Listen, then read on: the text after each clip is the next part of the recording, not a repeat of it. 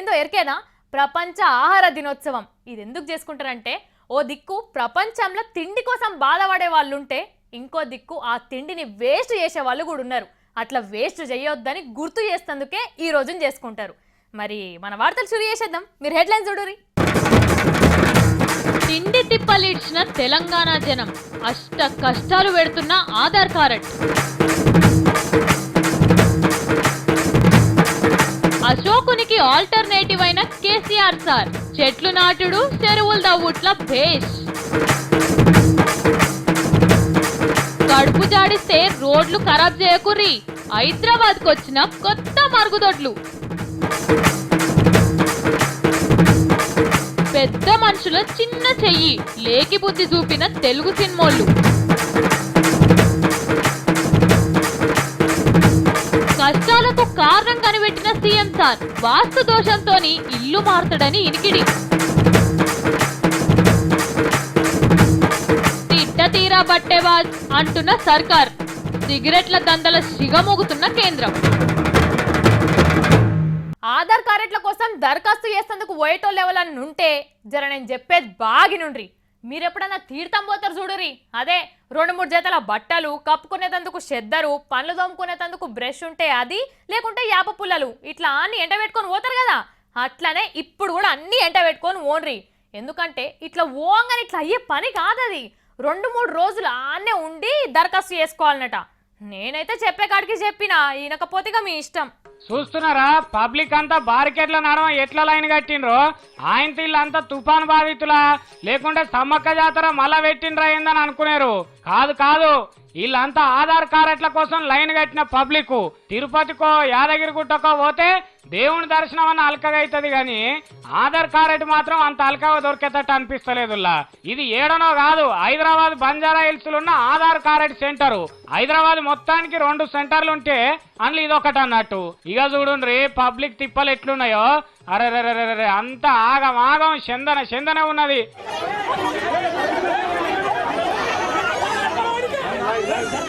మబ్బుల 4 గొట్టంగా లైన్లు కడుతున్నారట. ముఖం లేదు, తానం లేదు. ఇక తిండి ముచ్చట్నైతే ఆ దేవునికే తెలవాలంటున్నారు. ఒక్కొక్కరు 3-4 రోజుల సంది తిరుగుతూనే ఉన్నారట. దూరంకెళ్ళి వచ్చిన వాళ్ళు అయితే ఆన్నే వండుకొని తెల్లారంగానే లైన్లో నిలబడుతున్నారట. మా నెంబర్ ఎప్పుడు వస్తుందోనని. ఒక్క హైదరాబాద్ అనే కాదు, ఈడ ఆడ అని ఏం లేదు, అన్ని జిల్లాలలో అట్లనే ఉన్నది ముచ్చట. సంచి పోరగాల కాడికెళ్ళి ఆడోళ్ళు, వికలాంగులు, ముసలోళ్ళు ఇట్లా అందరు లైన్లు కడుతున్నారు. ఈడ రోజుకు 1200 మందికి ఆధార్ కార్డులు ఇచ్చే ఏర్పాట్లుంటే 3-4 వేల మంది అన్న వస్తున్నారట. కిలోమీటర్ పొడుగుతా ఆడోళ్ళు మొగోళ్ళు లైన్లు కడుతున్నారు. అంటే ఇంకో 4 సెంటర్లు తెరిచినా గానీ సరిపోనంత మంది వస్తున్నారట. ఇగో ఈయనేదో అంటున్నాడు. ఏందే అన్నా? 3 दिन से फिर रहा हूँ भाई, 3 दिन से मेरे को डेट नहीं दे रहे, ఖాళీ ఫామ్ దేకే छोड़ दिए बस. ఈయనరా 3 దినాల సంది వరుసగా వస్తున్నా గానీ ఏ ముచ్చట చక్కగా చెప్తలేరట. ఏంది ఇది, అగ్ని పరీక్ష పెట్టినట్టే ఉన్నదిగా. మేము బోరబండ నుంచి వచ్చాము, పొద్దుగల 3 గంటలకు వచ్చినాం. మేము ఇప్పుడు దాకా లోపట్లేదు, ఒక ఎంట్రీ లేదు, పాడలేదు. అంటే ఇట్లనే తిరిగి లాస్ట్కి వచ్చి లాస్ట్కు నీ ఆధార్ కార్డు తలగవాడా లేకుంటే లేకపోయా అని వాళ్ళంతా వాళ్ళే అనుకునేటట్టు చేస్తారా ఎట్లా అని అనుమాన పడుతున్నారు కొందరు. కానీ ఈ పింఛన్లు, కొత్త రేషన్ కార్డులు ఇంకో నెల లేట్ అయితే అయింది, కానీ ఈ తిప్పలు మాకొద్దు భగవంతా అనుకుంటున్నారు పబ్లిక్. ఏహే, ఒక్కసారి చెప్తే అర్థం కాదా? ఎన్ని మాటలు చెప్పాలన్నాయా మీకు? గా మూలకు బరువు పెట్టద్దు, గట్టు నైరుతి దిక్కు పెట్టుర్రి. నీ మళ్ళట్లనే పెడతారేంది? అడికెళ్ళి తీసేట్టు పెట్టుర్రి. చూస్తందుకు పైకి మంచిగుంటే జాలదయ్యా. వాస్తు గుద్రాలే. నేను ఎందుకు ఇట్లా చెప్తున్నానో ఇలా అర్థం అయితలేదు. మీకన్నా తెలుస్తుందా తెలుస్తలేదా? తెలియకపోతే ఇగో గీ ముచ్చట చూడుర్రి. ఏందంటే మన ముఖ్యమంత్రి కేసీఆర్ సార్ ఉన్న బంగ్లా ఉన్నది కదా, గదే క్యాంప్ ఆఫీస్. గదేనట అస్సలు మోసం. అది వాస్తుకు చక్కగా లేక జనాన్ని ఇన్ని తిప్పలు పెడుతున్నదట. అమ్మో ఎంత మోసమున్నా చూడు ఈ వాస్తుకు లేని క్యాంప్ ఆఫీసు.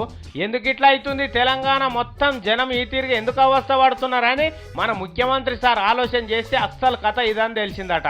అందుకే ఈ క్యాంప్ ఆఫీస్ విడిచిపెట్టి దాని పక్క పొంటే ఉన్న ఎస్ఐబి బంగ్లాకు మారుతాడట. కానీ ఇన్ని రోజులు తెలంగాణ వాళ్ళకు ఆంధ్ర పాలకుల శాపమే ఉండే. ఇప్పుడు వాస్తు తలగబడ వాస్తు కూడా మనల్ని మోసం చేస్తున్నది చూడుండ్రి. అప్పుడో పారి నల్ల రంగు కాలు చేయంగా అదో పరిశాన్ ఉండే, మళ్ళా తెల్ల రంగు కాలు తెప్పించుకున్నాడు, ఒడిచిపోయింది. ఈ వాస్తుని తలగబెట్ట ఒక్క ముఖ్యమంత్రి సార్ చేస్తేనే కాదు, అందరు జనం కలిసి వాస్తు సంగతి చూడాలి. మన బంగారు తెలంగాణ మనం తయారు చేసుకుందామంటే అడ్డం పడుతున్నది. వాస్తు సంగతి తేల్వాలే, మనం బంగారు తెలంగాణ సాధించుకోవాలి. మొన్నటి ఓట్లప్పుడు మీ ఇంట్లో ఒక్కొక్కరికి ఎంత వచ్చినాయి? గదే ఓట్లేయమని ఏ పార్టీలు ఎంత ఇచ్చిండ్రు అని అడుగుతున్నా. ఏంది మీరేం తీసుకోలేదా? నేను కూడా అదే చెప్పిన, మా ఓళ్ళు అసుంటోళ్ళు కాదు అని. కానీ వాళ్ళు నమ్ముతలేరు. మీదికెళ్ళి మీరంతా ఓట్లు అమ్ముకున్నారు అని లెక్కలు చూపిస్తున్నారు. ఇంకా ఇగో సుడురి, ఎవలెవలు ఎంతెంత తీసుకున్నారో అంతా చెప్తామంటున్నారు. ఈ వార్త అందరు చూడాలి, ఎందుకంటే నాగులవాసం పాము నాగుంబాం కాబోతుంది అన్నట్టు. మ్యాటర్ వేరేదైనా జర మనం నియతగా మాట్లాడుకోవాలి. ముచ్చట ఓట్లు వస్తే ఎంత పండుగ చేసుకుంటారు పబ్లిక్, వాడొచ్చేమిస్తాడో ఈడొచ్చేమిస్తాడో అని ఎదురు చూస్తుంటారు. మా ఇంట్లో 5 ఓట్లు ఉన్నాయి, ఓటుకు 1000 పెట్టుకుని 5000 రూపాయలు వస్తాయని ఆలోచన చేసేటోళ్ళు కూడా ఉన్నారు. మీది మాటలా చెప్తుంటారు. ఛీ, నేనా రూపాయి తీసుకున్నాడు సావని, నాకు ఈనాడు ఎరకలేదు ఆనాడు ఎరకలేదు, నా ఇష్టం వచ్చిన వాళ్ళకి వేసిన ఓటు అని నీతులు చెప్తుంటారు. కానీ 175 మంది పైసలు తీసుకునే ఓటేస్తున్నారట. ఇది మేం చెప్తున్న లెక్క కాదు, సెంటర్ ఫర్ మీడియా స్టడీస్ అనే ఒక సంస్థలు మొత్తం ఎంక్వైరీ చేసి చెప్పిన లెక్క ఇది. మన తాన మొన్న అయిన ఓట్లల్లో 10,000 కోట్ల రూపాయలు వంచిపెట్టిరట లీడర్లు. ఇంత పబ్లిక్ పైసలకు అలవాటు పడుతున్నారని చెప్పుకొచ్చింది. ఓటును అమ్ముకున్నాడు అంటే శరీరాన్ని అమ్ముకున్న దానికంటే ఎక్కువని తెలిసినా అమ్ముకుంటానే ఉన్నారు. అది వేరే ముచ్చట. కానీ లీడర్లకు ఒక ముచ్చట చెప్పాలి. అయ్యా, మీరు ఓట్లల్లో నిలబడి ఖర్చు పెట్టి ఇప్పుడు గెలిచిండ్రు, ఒడిచిపోయింది. కానీ రేపు ఇదే పబ్లిక్ ఊరూరుకు సంఘం పెట్టి మా ఊళ్ళో ఓట్లు 2000 ఉన్నాయి, ఓటుకు 5000 ఇయ్యాలి అని లెక్క చేసి తీర్మానం చేసిండ్రే అనుకో, ఏం చేస్తారు అప్పుడు? మా నియోజకవర్గంలో 1,00,000 మంది ఉన్నారు, ఎమ్మెల్యే పోస్టు కావాల్సిన వాళ్ళు 100 కోట్ల రూపాయలు ఖర్చు పెట్టుండ్రని డిమాండ్ చేసిండ్రే అనుకో, చేస్తారా మీరు రాజకీయం? అందుకే ఇప్పుడే మేల్కొనరి, జనానికి పైసలు వంచే కార్యక్రమం బంద్ చేయరి, లేకపోతే మొదటికే మోసం వచ్చుడు గ్యారంటీ. వెనకట సర్పంచ్ కావాలంటే 500 రూపాయలలో అయిపోయేది, నీ ఇప్పుడు 5 లక్షలకు వార్డు మెంబర్ కూడా గెలుస్తలేడు. అంటే ఎటుకెళ్ళెట్టుపోయింది చూడుండ్రి మన దేశం. జనం కూడా ఈ గలీజ్ పని చేయకుండ్రి. పైసలు తీసుకొని ఓటేస్తే నీకు 200 ఇస్తే నీ పేరు మీద లీడర్ 1000 రూపాయలు సంపాదిస్తాడు, లేకపోతే పుణ్యానికే ఇస్తాడా? నీకు ఆలోచన చేయాలి అందరూ. తెలంగాణ రైతులారా, ఇవాళ మన తీన్మార్ వార్తలల్లా మీకోసమే స్పెషల్ గా ఒక ముచ్చట పట్టుకొచ్చిన. చెప్తుంటే నాకైతే మస్తు ఖుషి అవుతుంది. ఇట్లా గనక కావాలే గాని మన రైతులకు తిరిగే ఉండదిగా. ఏంది లచ్చమ్మ గంతగా మూరిస్తున్నది అనుకుంటుర్రా? అవును మరి, గీ ముచ్చట చూస్తురా అంటే మీరు కూడా అంత ఖుషి అవుతారు. వారెవ్వా, చూడబోతే రేపు ఎగుసం దండుకు కాదు, నిజంగా పండుగనే అయ్యేటట్టు కొడుతుంది. ఎందుకో ఎరికేనా? ఇక రేపో మాపో మన దేశానికి కొత్త వరి విత్తనాలు వస్తున్నాయట. అవిటి పేరు గ్రీన్ సూపర్ రైస్ అట. గ్రీన్ సూపర్ రైస్ ఎకరానికి 30-40 బస్తాల ఒడ్లు కాదు, 70 బస్తాల ఒడ్లు వండుతాయట. ఏంది నమ్మతలేరా? కావాలంటే గీ పంటను చూడురిగా. చూస్తున్నారా? ఇది వరి పంటేనా చెరుకు తోటనా అనిపిస్తలేదు? మనుషులే మునిగిపోయేటట్టు ఎంత ఎత్తు పెరిగిందో చూడుర్రి. ఏం తక్కువ 5.5 అడుగుల ఎత్తు పెరిగి చెట్టు మోయలేనంత బరువుతోని వరి కంకులేస్తాయట. కాలం కాకున్నా, నీళ్లు తక్కువైనా, ఎరువులు తక్కువైనా, పురుగు మందులు జల్లకున్నా గాని తట్టుకొని పుట్లకు పుట్లు వడ్లు వండుతాయట. 3 నెలల 15 దినాలల్లా పంట చేతికొస్తదట. ఇక జుడురి ఎట్లున్నదో, మంచిగా లేదు? ఇదివరకే ఈ పంటను చైనా, ఫిలిప్పీన్స్, ఇండోనేషియా ఇట్లా ఇంకొన్ని దేశాలోళ్ళు వండిస్తున్నారట. ఇక మన తానికి కూడా రేపో మాపో వస్తాయని అంటున్నారు. ఫిలిప్పీన్స్ దేశంలో ఉన్న సైంటిస్టులు గ్రీన్ సూపర్ రైస్ ఇత్తనాన్ని కనిపెట్టిండ్రట. కానీ టైముకు కరెంట్ వచ్చి మంచిగా కాలమై బర్ఫూర్గా నీళ్లు పట్టించి ఎరువులు జల్లి పురుగుల మందులు కొట్టి ఎగుసం చేసినా అంతా కొడితే 40 బస్తాలు వండుడే కనా కష్టం కదా మన రైతులకు. అందులో ఇంకా తాళ్ళొడ్లని, మట్టిబెడ్డలని అవి ఇవి తీసేస్తే ఇంకిన్ని పోతాయి.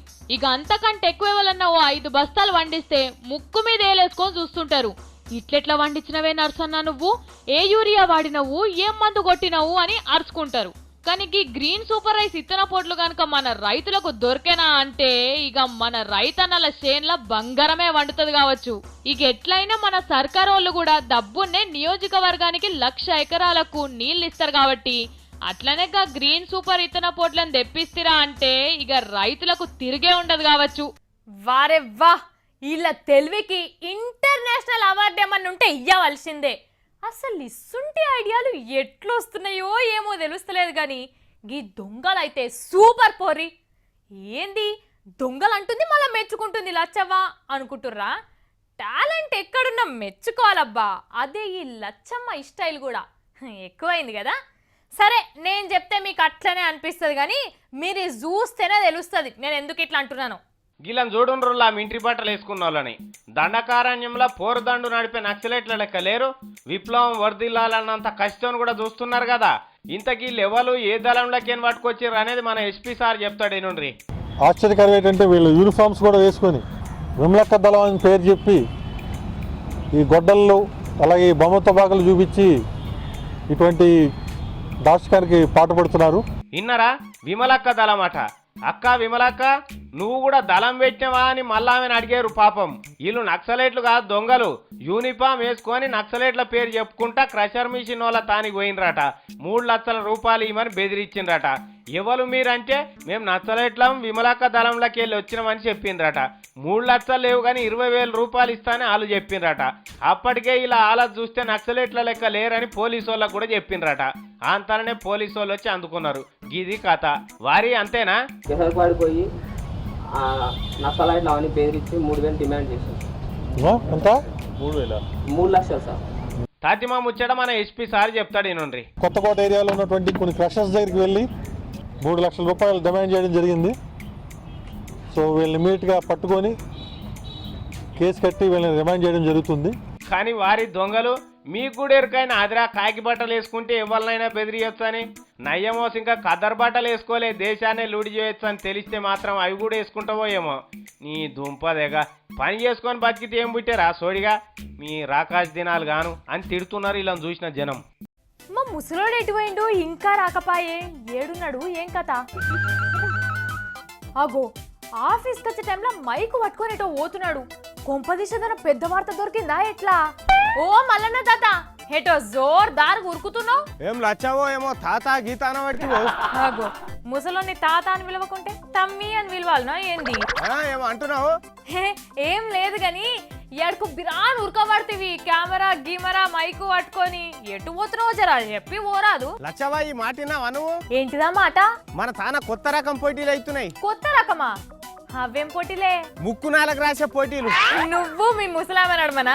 నీ పిల్ల ముక్కుల తొక్కు ఎర్రబల్ దయాకర్ రావు సార్కు ఈటల రాజేందర్ సార్కు నడమ యాందాకొచ్చింది. ఇయాలనే ఫైనల్ ఉందట. నువ్వు ఆ రిపోర్టర్ నేను రా. ఇయాలనే ఆఖరి ఫైనల్ ఉన్నదట. మరి ఎవరు గెలుస్తారు ఎవరు ఓడిపోతారు అనేది చూడాలి. అయినా వాళ్ళు ముక్కు నేలకెందుకు రాస్తారే నీ కథ గాని? నిజం పిల్ల కావాలంటే ఇక చూడు ఎర్రబల్ దయాకర్ రావు సార్ ఏమంటున్నాడు. సారు మీరు ఏం పోటీ పెట్టుకున్నారు? ముక్కు 4 రాసినందుకు హైదరాబాద్ నుంచి వరంగల్ దాకా ఈటెల సారు మీరు తయారే ఉన్నారా? ముక్కు నేలకు రాస్తా. రైట్ ఇద్దరు తయారే ఉన్నారు. చూసినావు కదా లచ్చావా ఇద్దరు ముక్కు 4 రాస్తా అంటున్నారు. ఇంకేంది ఏమన్నా దమాకున్నా అదే మల్లన్నా నీకు? అగో లేందే నీ అసొంటి వాళ్ళతో మాట్లాడుతున్నానా? నా ముచ్చట ఎందుకు గాని ఎవలే మాట్లాడింది? ఒక ఆయన సైకిల్ పార్టీ ఇంకొక ఆయన కార్ పార్టీ. దేనికోసం పెట్టుకున్నారే ఈ పోటీ? కరెంటు ముచ్చట మీద పెట్టుకున్నారు. ఏమని? కేసీఆర్ సార్ కు శాతగాకనే కరెంటు తెస్తలేడని ఎర్రబల్ సార్ అంటుండు. దమ్ముంటే నిరూపించమని ఈటెల సార్ అని ఇద్దరు కలిసి షరతు కట్టుకున్నారు. ఇప్పుడు వాళ్ళు రాస్తారు అనుకుంటున్నావా ముక్కు? ఎందుకు రాయరు? ఇద్దరు మాట మీద ఉండే మనుషులే కదా. అవునే మల్లన్నా నువ్వు ఏ కాలంలో ఉన్నవే? మన దేశంలో జనం ముక్కులు నేలకు రాపించే లీడర్లు ఉన్నారు గాని ముక్కులు నేలకు రాసే లీడర్లు ఉన్నారే. మరి వీళ్ళు ఇప్పుడు రాయరా? రాయరంటే రాయరు. మరి గింత వద్దాలు ఎందుకు మాట్లాడతారు? లీడర్ అంటేనే అట్లుంటాడు. అంటే ఇప్పుడు ఈ పోటీ లేనట్టేనా? అంతే మరి. మరి ఇప్పుడు ఎట్లా లచ్చావా? ఎట్లేంది ఎట్లా? నువ్వు రాయి ముక్కు నేలకు. నేనెందుకు రాస్తా? లీడర్ల మాటలు నమ్మినందుకు. చల్ నేనెందుకు రాస్తా లచ్చావా? నువ్వు రాయి ముసలోడు అన్నందుకు. అమ్మో బాగానే ఉన్నది లేకపోతే ఇటు రాస్తాడు. పారా నువ్వు ముక్కు 4 రాస్తా. నాకెందుకో కేసీఆర్ సార్ను చూస్తే చిన్నప్పుడు స్కూల్లో చదివిన పాఠం యాదకొస్తుందోలా. గదే అశోకుడు చెట్లు నాటించెను, రోడ్లు వేయించెను, చెరువులు తవ్వించెను అని నేర్చుకోలే మనం? సేమ్ రేపు ఈ స్కూల్లో పోరగాళ్ళు కూడా గిట్లనే చదువుతారు కావచ్చు. కేసీఆర్ సారు చెట్లు నాటించెను, కేసీఆర్ సారు రోడ్లు వేయించెను, కేసీఆర్ సారు చెరువులు తవ్వించెను అని. ఈ వార్త చూస్తురా అంటే నేను చెప్పింది 100కి 230 వాళ్ళు కరెక్టే అంటారు మీరు కూడా. అవును వెనకట అశోకుడు చెట్లు నాటిచ్చిండు, చెరువులు తవ్విచ్చిండు, రోడ్లు వేపించిండు. ఇప్పుడు కేసీఆర్ సార్ కూడా అదే పని చేస్తున్నాడు. చెట్ల సంగతి మీకు ఎరుకున్నదే 230 కోట్ల చెట్లు. ఇక రెండోది చెరువులు తవ్విచ్చే కార్యక్రమం. హుస్సేన్ సాగర్ ఉన్నది కదా దాంట్లో రూపాయి బిల్లు వేస్తే మీదికి కనిపించేటట్టు చేస్తాడట. నిన్న పోయి చూసి వచ్చిండు హుస్సేన్ సాగర్ అందాలు. ముక్కు పుటాలు వలిగిపోయే వాసన వస్తున్నా మొండి ధైర్యంతో నిలబడ్డాడు. ఎందుకంటే బుద్ధుడాసొంటిది ఏండ్ల సంది మురికి వాసన భరించుకుంటున్నాడు నేనుండొద్దా అని. వాసన ఎక్కువ వరకలా శిశి నీ పాడుగాని గిట్లుంటాది హుస్సేన్ సాగర్ అని మనసులు అనుకొని మీటింగ్ పెట్టిండు. వెంటనే హుస్సేన్ సాగర్ సాపు కావాలంటే ఇందిరా పార్కులో ఇంకో చెరువు దొవ్వాలి, గణపతులు బతుకమ్మలు దుర్గామాతలు ఉంటే అని లేసుకోవాలి, 20 ఎకరాలు సాపు చేసి చెరువు దొవ్వుండ్రి ముందుగాలని చెప్పిండట. అంటే కేసీఆర్ సార్ చెరువులు దొవ్వించే పని చేస్తున్నాడు అన్నట్టు. చాలా గొప్ప పని ఇది. మరి హుస్సేన్ సాగర్ నీళ్ళనే వేసినాం ఇన్ని రోజులు మా సెంటిమెంట్ దెబ్బతినదా అని గణపతులు పెట్టేటోళ్ళు అనుకునేరు. ఇందిరా పార్క్ చెరువు కూడా మన హుస్సేన్ సాగర్ నీళ్ళనే నింపి మీ సెంటిమెంట్ను కాపాడుతా అంటున్నాడు. ఎంత ఖర్చైనా లెక్క పెట్టొద్దు, కానీ హుస్సేన్ సాగర్ను చూస్తే నీళ్లు తీసుకొని నెత్తిలో చల్లుకునేటట్టు చేయాలి. దూపు అయితే కూడా ఇవే నీళ్లు తాగాలి అవసరమైతే. అగో గా తరీకాల మారిపోవాలి మన సాగర్ అన్నాడట. మరి ఈ మురికి నీళ్ళని సాగు చేసుడు కంటే ఇండ్లకు మురికే రాకుండా చేస్తే ఒడిచిపోతుంది కదా అని కూడా మాట అనుకున్నాడట. ఎక్కడెక్కడి మోరీల నీళ్ళన్నీ హుస్సేన్ సాగర్కే వచ్చే గా కాలువలు మూసి చక్కగా మూసి నదిలో కలిపే పని కూడా చేస్తాడట. ఇది ఎక్కువ రోజులు కూడా కాదు, బిరాన్నే చేస్తట్టు కొడుతున్నది. గిచ్చి జోలపాడ వాడుడంటే ఏందో ఎరికేనా మీకు? సేమ్ మన సర్కార్ వాళ్ళ పనితీరు లెక్కనే ఉంటది. వాళ్ళే అలవాటు చేస్తారు, మళ్ళీ వాళ్ళే బంద్ చేయమంటారు. ఏందో ఏమో. అరే గీ ముచ్చట సాఫ్గా అందరికి అర్థమవుతుంది కానీ మరి వాళ్ళకెందుకు అర్థమైతలేదో ఏమో తెలుస్తలేదు. ఏంది లచ్చమ్మ సర్కార్ మీద గంత గుస్సా అవుతుంది అనుకుంటుర్రా? నేను కాదుల్లా, మన కేంద్ర సర్కార్ వాళ్ళు చేసే పనేందో చూస్తురా అంటే మీరే అంటారు అట్లా. తిట్టం తీరా బటేవాయి అన్నట్టే ఉన్నది మన సర్కారు పనితనం. ఓ దిక్కేమో ఏం చెప్తారు, సిగరెట్లు తాగొద్దు, పొగాకు తినొద్దు, క్యాన్సర్ వస్తుంది అంటారు. ఎంతో మంది జీవితాలు పొగాకు బారిన పడి ఇడిచిపెట్టిండ్రని చెప్తారు. పొగాకు దూరంగా ఉండుండ్రి, మీ ఆరోగ్యాన్ని కాపాడుకోండి అని చెప్తారు. టీవీలల్లా పేపర్లల్లా పెద్ద పెద్ద యాడ్లు ఇస్తారు, కోట్ల రూపాయలు ఖర్చు పెట్టి. ఢిల్లీలో ఉన్న కేంద్ర ఆరోగ్య శాఖ మంత్రి గారు దీని మీద సమీక్ష నిర్వహించి ప్రజలను హెచ్చరిస్తాడు. నిజంగా మన లీడర్లకు మన సర్కారుకు జనం మీద ఏమన్నా ప్రేమ ఉంటే అసలు ఆ సిగరెట్లు గుట్కలు తంబాకుల కంపెనీలు మూసేయొచ్చు కదా, అవి తయారు కాకుండా చేయొచ్చు కదా, కానీ చేయరు. ఎందుకంటే అవి తాగితేనే కదా సర్కారుకు పైసలు వచ్చేది. వీటి మీద పన్నులు వేస్తేనే కదా మన సర్కారు గల్లపెట్టే గల్లు అనేది. అందుకే ఈడనేమో తాగొద్దని చెప్తారు, ఆడనేమో తాగేటోళ్ళని ప్రోత్సహిస్తుంటారు. అంటే తప్పేవాళ్ళది మరి సర్కారుదే తప్పు, ముమ్మాటికి సర్కారుదే. జనం తాగి సావాలి, సర్కారు చక్కగా నడవాలి, గిదే కావాల్సింది వాళ్ళకు. ఇప్పుడు ఇంకో లత్కోరు పని చేయబోతున్నది అదే సర్కార్. సిగరెట్ పెట్టే మీద నట దాని అట్టుంటది కదా, దాని మీద సిగరెట్ తాగితే ఏమవుతుందో చూపించి ఒక పెద్ద బొమ్మ వేపిస్తారట. జనానికి తెలియదు ఆ సిగరెట్ తాగితే ఏమవుతుందో, తంబాకు తింటే ఏమవుతుందో. సస్తారని తెలిసినా తాగుతూనే ఉన్నారు. దానికి మీరు సిగరెట్ పెట్టే మీద బొమ్మ ముదిరిస్తే ఆగిపోతుంది. ఏంది ఇది పరాశకం కాకపోతే? ముందుగాల మీరు చేయవలసింది ఏంది, పొగాకు ఉత్పత్తులను నిషేధించుండ్రి, గుట్కా ప్యాకెట్లు తయారు చేసేటోళ్ళను సిగరెట్ కంపెనీలను లేకుండా చేయండి. గది చేసి పేపర్లల్లో ప్రజా ఆరోగ్యం గురించి మాట్లాడితే మంచిది. అంతేగాని ఓ దిక్కు దాగుమని ఇంకో దిక్కు ఆరోగ్యంకర. ఆహాహాహా, ఎంత మంచి గాలి! ఓహోహో, ఎంత మంచి పూల వాసన! అబ్బాబాబాబాబాబా, ఎంత మంచిగుంది!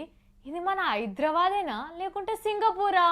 వామ్మో, ఇంత మంచిగుంది! ఇంకా జరంత ముంగట్టుకోదాం, ఎట్లుంటుందో చూద్దాం. షీ, ఇది ఎక్కడ పాడవాసన దేవుడో! ఇది మన హైదరాబాదే కదా? ఓర్ని, ఇదంతా కలేనా? ఇంకా నయం, నిజమేమో, మన హైదరాబాద్ అంతా మారిపోయిందేమో అనుకున్నా. అయినా గీ టైంలో కాల్ వచ్చిందేంది నాకు? యాదకొచ్చింది, ఇలా పొద్దుగాలే గా ముచ్చట తెలిసింది కదా, అందుకే ఇట్లా కాల్ వచ్చింది. గదేందో చూస్తారా మీరు కూడా?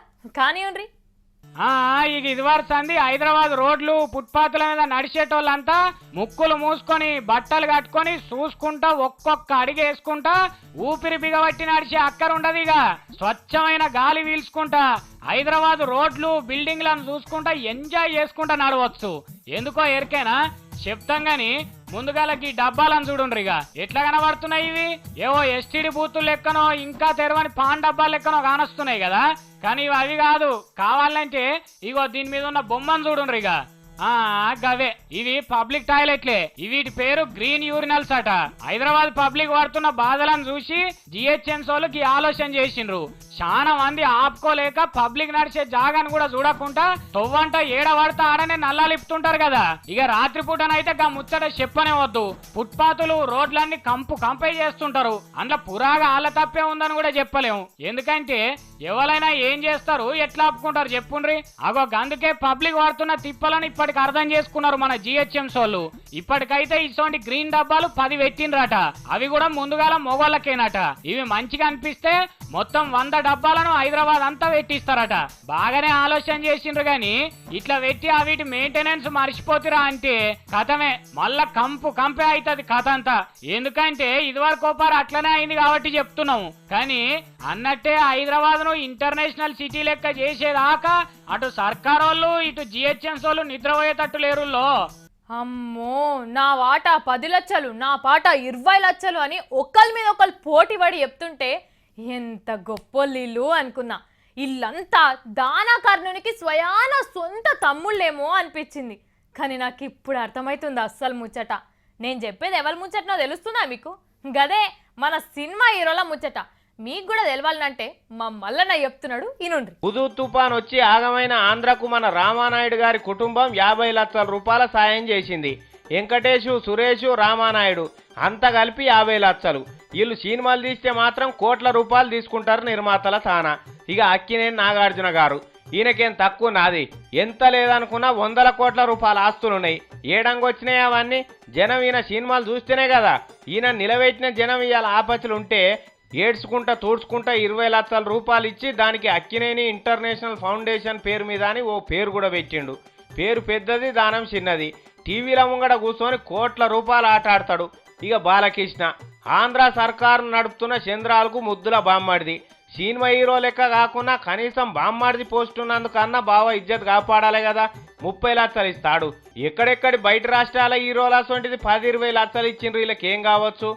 ఆడోళ్ళు ఇచ్చిండ్రు కాదు 10-15 లక్షలు. బోయపాటి సీన్కి ఏడ్చుకుంటా 7 లక్షలు సాయం చేస్తాడు.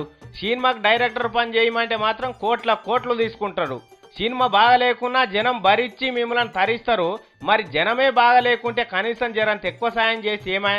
పోనీ తెలంగాణ వాళ్ళకి చెప్పి సాయం చేపిద్దామంటే మా తెలంగాణ వాళ్ళ దాంట్లో హీరోలు ఉన్నారా, యాక్టర్లు ఉన్నారా, డైరెక్టర్లు ఉన్నారా? అంతా మీరేనా? ఉన్నొక్క సంపూర్ణేష్ బాబు శాతనైన కాడికి 1,00,000 రూపాయలు సాయం చేసే. అటో ఇటో ఆ పవన్ కళ్యాణ్ సారే నయం ఉన్నాడు.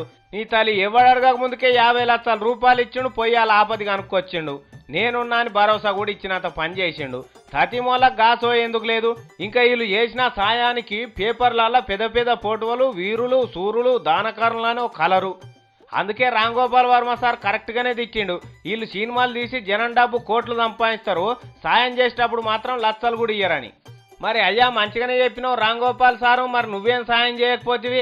గా రెమ్యునరేషన్ లేకుండా సినిమాలు తీసేదేదో తీసి దాంట్లో వచ్చే లాభాలు తుఫాన్ బాధితులకు ఇయ్యరాదు. కానీ గింత లేకి మొగపోళ్ళు మన హీరోలు సినిమాలు. ఎట్లుంది వార్త? మంచిగుందిలే. అది ముచ్చట. మరి ఇయాల్టి ముచ్చట్లయితే అయిపోయినాయి. రేపు వచ్చేటప్పుడు కొత్త ముచ్చట్లతో వస్తా. గప్పటిదాకా చూస్తూనే ఉండుండ్రి V6.